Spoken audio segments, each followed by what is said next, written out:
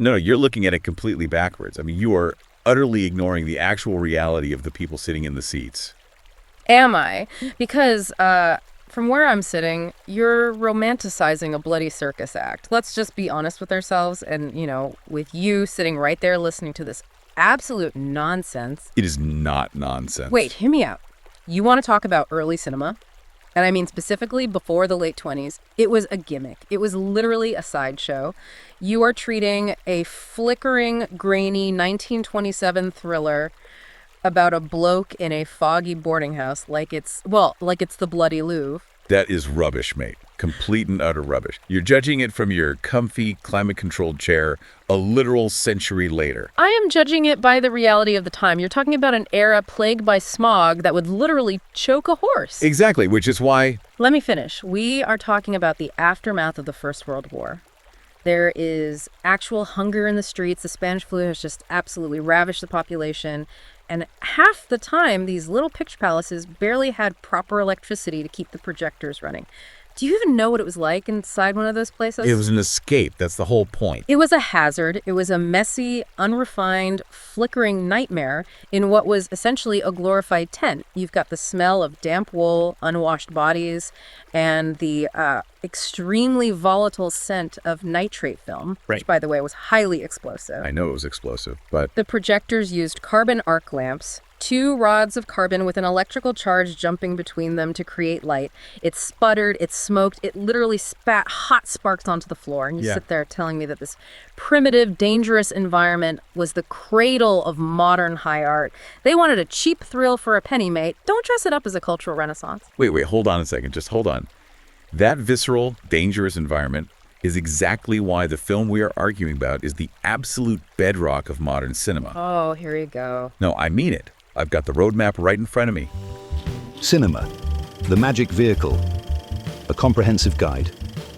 Journey 1, 1913 to 1950.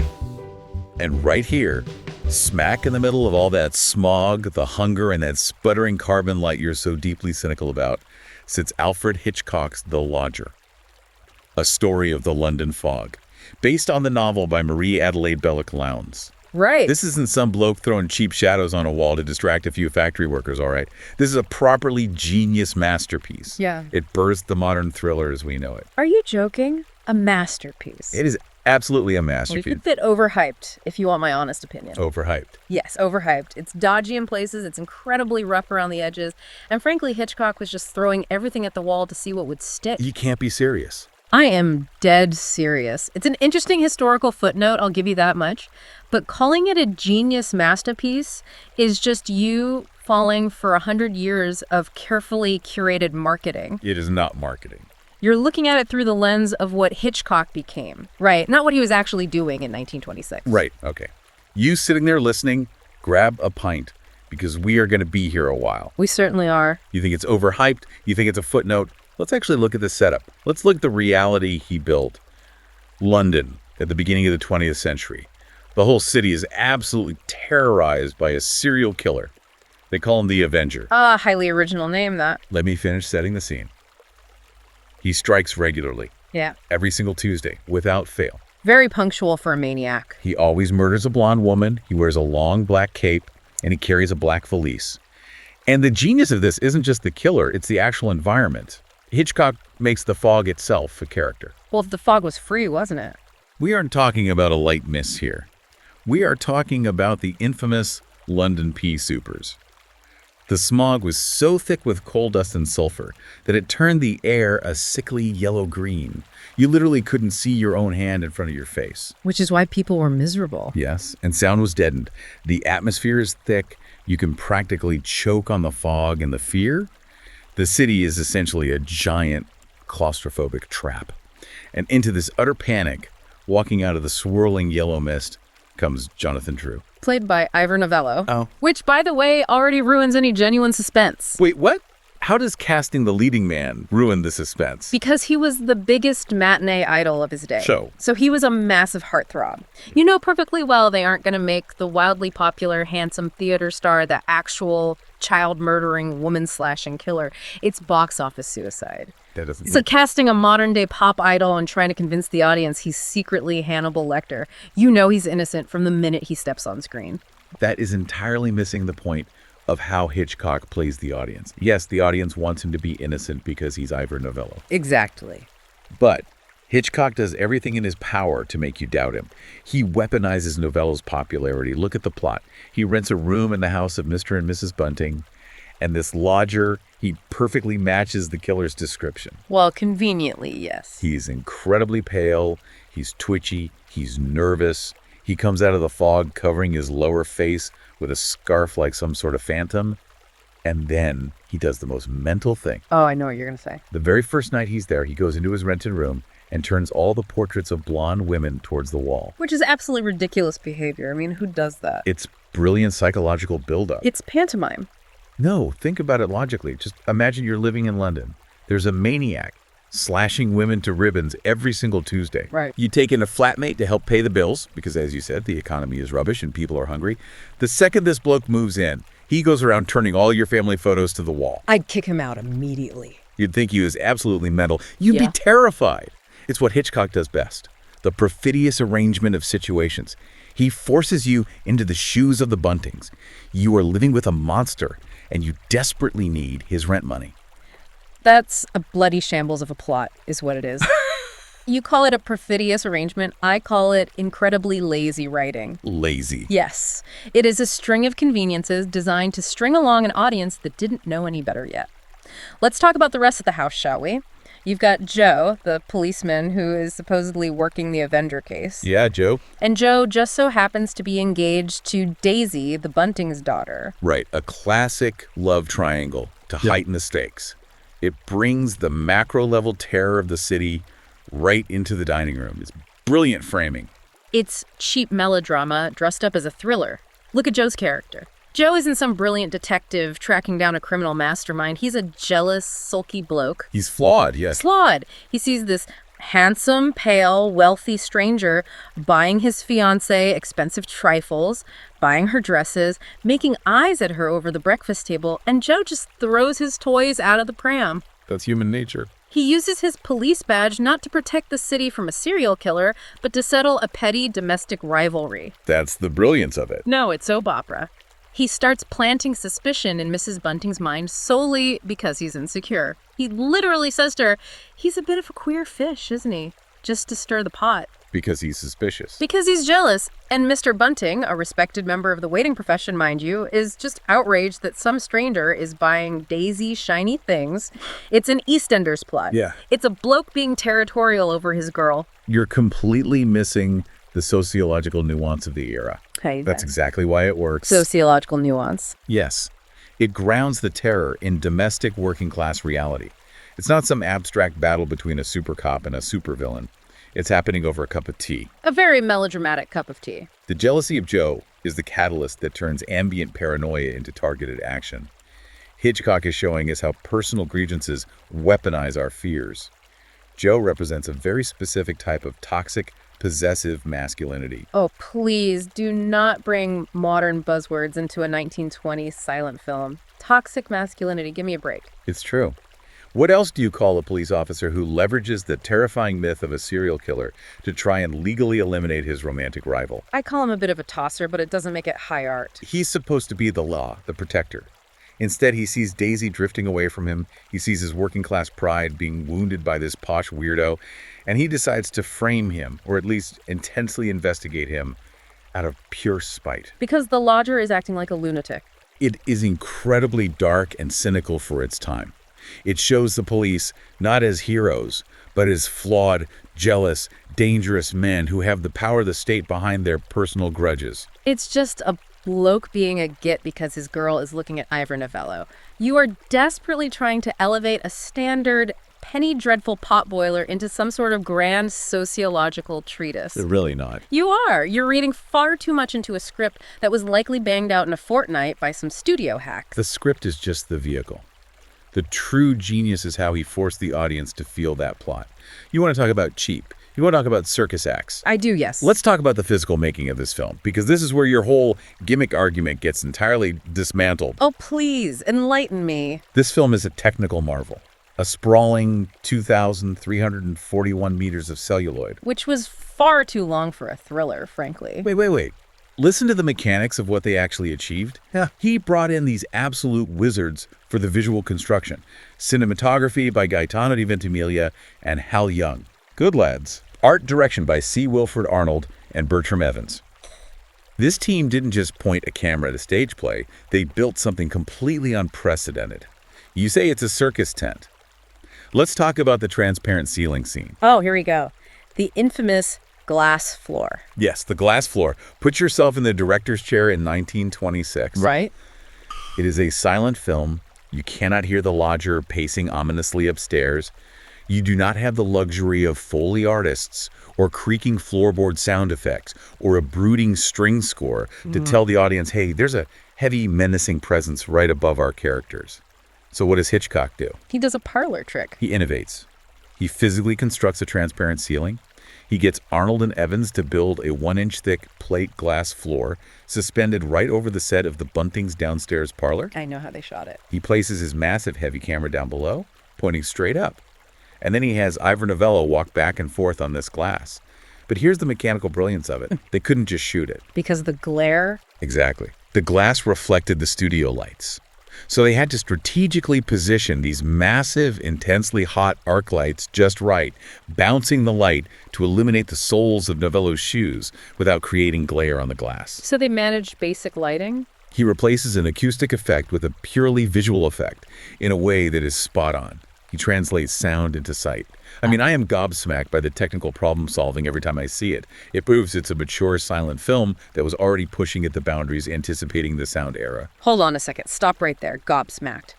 Really? Yes, really. You think seeing the bottom of Ivor Novello's shoes through a sheet of heavy industrial glass is brilliant? It is incredibly immersion-breaking. What? How? It shows exactly what the characters are feeling. It's a theatrical parlor trick. It takes you completely out of the gritty, smog-choked London realism you were literally just praising 5 minutes ago.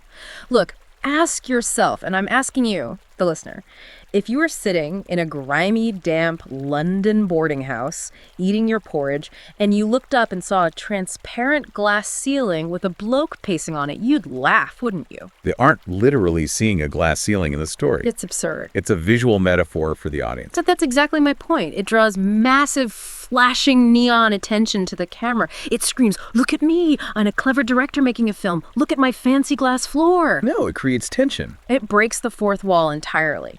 Instead of feeling the terror of the Buntings, you are suddenly acutely aware that you are watching a movie set. A good director makes you forget the camera is there.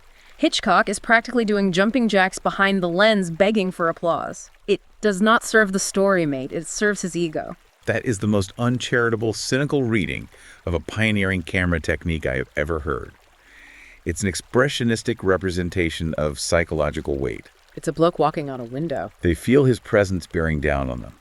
The visual is heavy. And what about the editing? If you think the glass floor is a gimmick, let's talk about Ivor Montague's editing. Oh, Montague's genius editing? You mean cutting the film really fast? I mean, understanding the biological mechanics of the audience. Montague designed those sequences to literally make the viewer's heart mimic the rhythm of a steam engine. Oh, come off it. You have to understand how this works mechanically. A silent film projector is hand-cranked, usually projecting around 16 to 24 frames per second. By physically cutting the celluloid strips shorter and shorter and gluing them back together, Montague dictates the exact fraction of a second.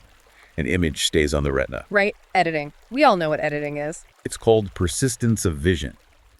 By accelerating the cuts during the suspense sequences, they are hacking the human nervous system. They are forcing your brain to process visual information faster than it's comfortable with, which triggers a physiological stress response.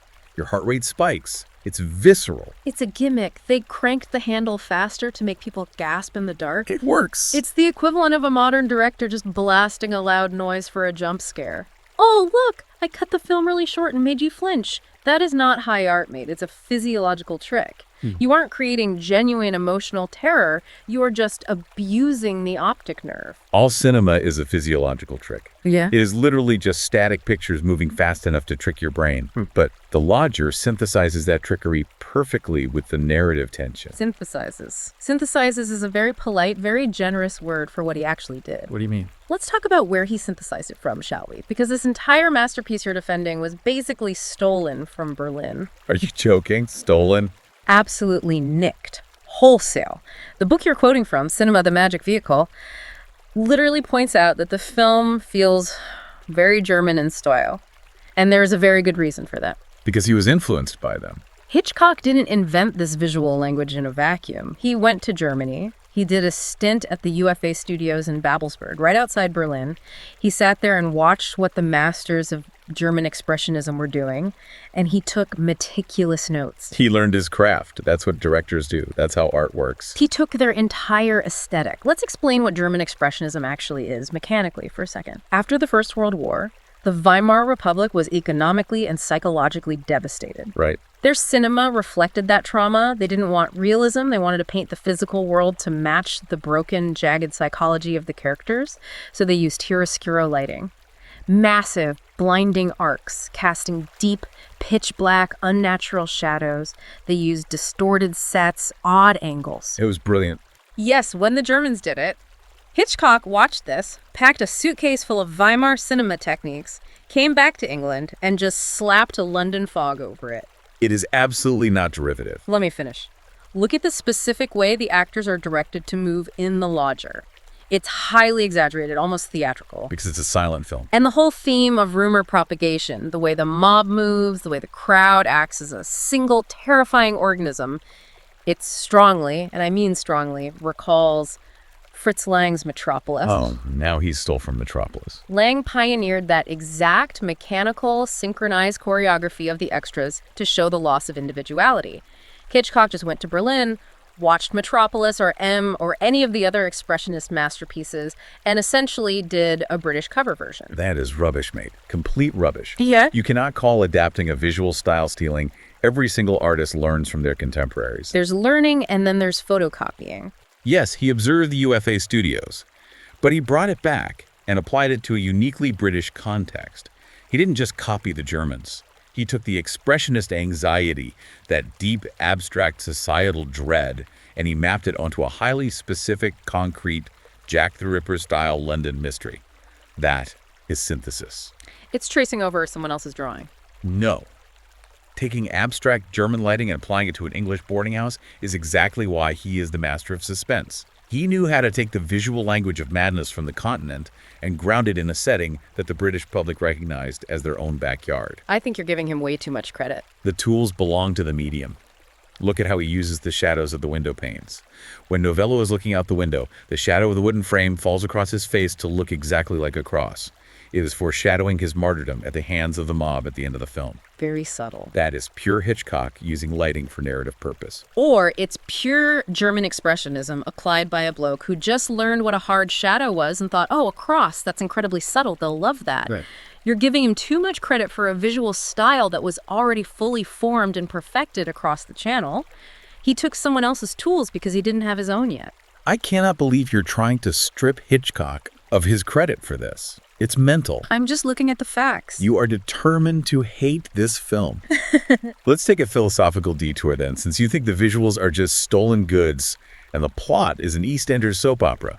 Gladly. Let's talk about the psychological underpinnings, because the text of this film goes incredibly deep.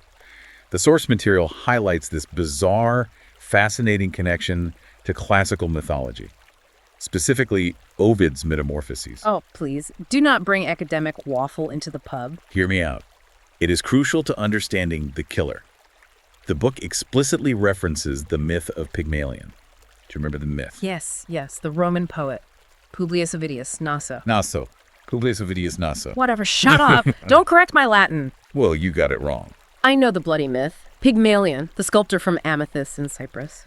He abhorred women, venerated Aphrodite, carved an ivory statue so beautiful he fell in love with it, and Aphrodite gave it life. We all read it in school. Right. What on earth does an ancient Greek sculptor carving a statue have to do with a bloke in a cape stabbing women in London?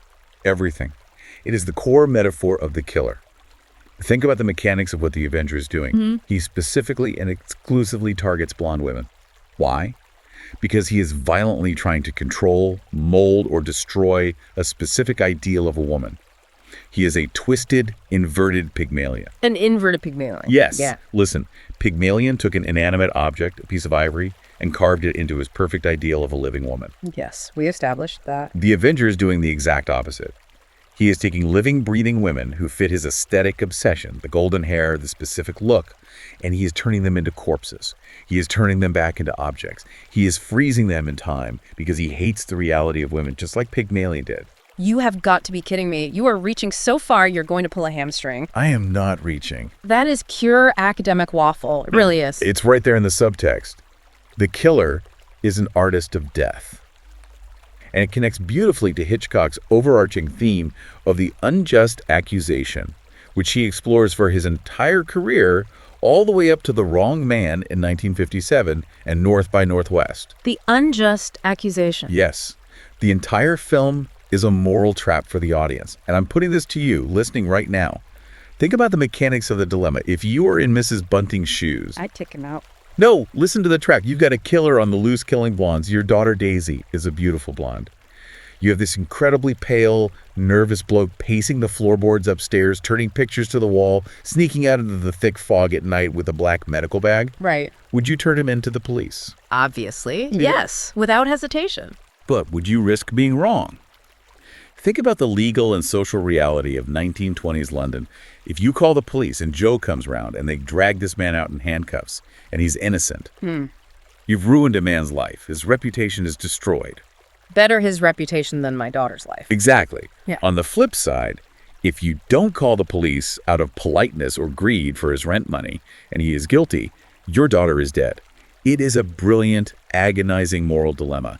It is the terror of the domestic space. It is not a moral dilemma about Greek statues. It's a film about mob mentality. The Pygmalion stuff is just modern critics trying to justify spending 3 years at university watching silent films. They have to write a thesis on something, so they invent a connection to Ovid. It's textually supported. The core of the film, if it has one, is about how quickly people turn into animals when they're scared. That's it. Exactly. The mob. Which brings us perfectly to the climax, which is an absolute masterpiece of tension. The eighth blonde is murdered. The city is at a boiling point. The police, led by the incredibly toxic and jealous Joe, finally inspect the lodger's room. It's about time. They find the black valise. They find enough circumstantial evidence to confirm their bias, and Joe arrests him. Conveniently. But the lodger escapes. And this sequence is incredible. He breaks free, he runs out into the London fog in handcuffs, and he gets cornered by an angry crowd in a pub.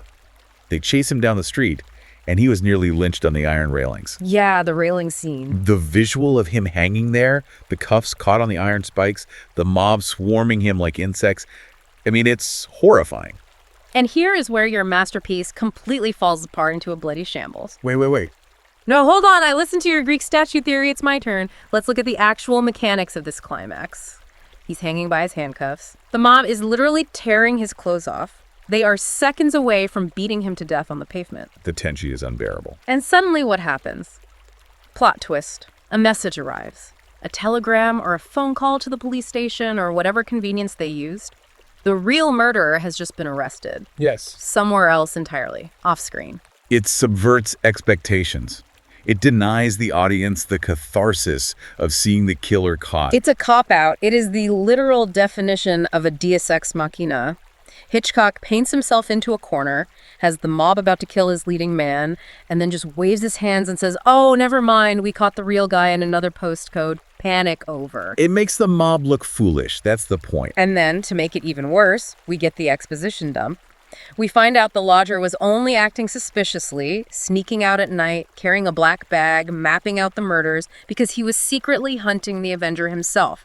Because the Avenger murdered his sister. It's a tragic backstory. It explains all of his erratic behavior. It's utterly ridiculous. He happens to look exactly like the killer, dress exactly like the killer, and act exactly like the killer, but he's just a grieving brother. It's a massive cheat. He was trying to draw the killer out. And then the absolute cherry on top of this melodramatic Sunday. Daisy, who has known Joe for years, who is engaged to a stable, albeit annoying, local copper, just abandons him. She immediately runs off into the sunset with the cleared lodger. A traumatized, wealthy weirdo she met a fortnight ago who turns family photos to the wall. Because Joe proved himself to be a vicious, jealous thug who literally tried to hang an innocent man out of spite. Daisy leaving Joe is the perfect narrative punishment for his toxic jealousy. She left him for a bloke who acts like a serial killer. And the near lynching isn't a cheap thrill. It is a brilliant, scorching indictment of society's rush to judgment. It shows how the public's appetite for vengeance is completely blind. It's a shambles. And you know who agrees with me? Let me guess. You. The people who actually paid for the film. Let's talk about the studio, Gainsborough Pictures. Let's talk about the producers, Michael Balkin and Carlisle Blackwell, because this ruins your whole genius-recognized narrative. Doesn't ruin anything. Balkin was trying to build a British film industry to rival Hollywood. He needed hits. So they watched this masterclass of yours, and what did they do? Did they pop the champagne? Did they hail Hitchcock as a visionary? Well, they laughed vision in the mire. They hated it. They thought it was an absolute, unmitigated disaster. They literally shelved the film for months. They locked it away. They wouldn't release it to the cinemas because they thought it was that bad, that confusing, and that alienating. They were businessmen, not artists. The British film distribution system was ruthless back then. If a film didn't have a clear narrative, if it was too dark or ambiguous, the cinema owners simply wouldn't book it. It was only after some small alterations were made, by which I mean fixing the title cards and making the narrative actually legible, that it finally saw the light of day. Which proves my point. How? You're sitting here praising it as the bedrock of cinema, and the very men who produced it thought it belonged in the bin. That just proves my point. Studio executives rarely recognize true genius when they see it staring them in the face. They were scared of it because it was too different. It was too atmospheric, too dark. It was a mess. They wanted a standard, boring, predictable, Agatha Christie-style whodunit where everything is wrapped up with a neat bow, and Hitchcock gave them a gritty, expressionistic, psychological thriller. Of course they balked. Hitchcock gave them a confusing mess that had to be heavily edited into a releasable shape. And let's not forget the other grand myth of this film, the legendary Hitchcock cameo. Ah, yes. His famous first cameo. Sitting at a desk in the newsroom. The birth of a trademark that lasted his entire career. The birth of a trademark. Do you know why he was in that scene? Do you know the mechanical reality of that shoot? Yes, I do. It wasn't some auteurist signature. It wasn't him winking at the audience to say, I am the puppet master. It was because the production was so cheap and so poorly managed that there was an insufficient number of extras that day. That's filmmaking. He literally had to sit in the chair himself because Gainsborough couldn't afford to hire another bloke for a shilling. That is the magic of early filmmaking. Necessity is the mother of invention. He turned a budget constraint, a lack of a shilling for an extra, into one of the most iconic cinematic traditions in history. It's the definition of a shambles, mate. You can dress it up all you want. You can talk about Ovid and glass ceilings and hacking the nervous system, but at the end of the day, it's a lucky, derivative, melodramatic mashup that barely made it off the producer's shelf. And you are entirely blind to the foundations of the art form. Oh, whatever. The Lodger is a 2,341-meter masterclass. It doesn't matter if it was born out of budget constraints or German influences. Without this film, without the mechanical invention of that glass ceiling, without the rhythmic cutting of the film strip, without establishing the psychological torture of the wrongly accused man, we do not get the modern thriller. We'd have survived. You don't get Vertigo. You don't get Psycho. You don't get Rear Window. You don't get half the suspense films sitting on your shelf right now. I think we'd have managed just fine without Ivor Novello looking pale in a scarf, to be honest. Cinema would have survived. We're never going to agree on this. No, we're not. But before we wrap this up, and before we figure out who's buying the next round, because it's definitively your turn. It is absolutely not my turn. I bought the crisps. I want you, the listener, the silent third mate at the table, to think about one final thing.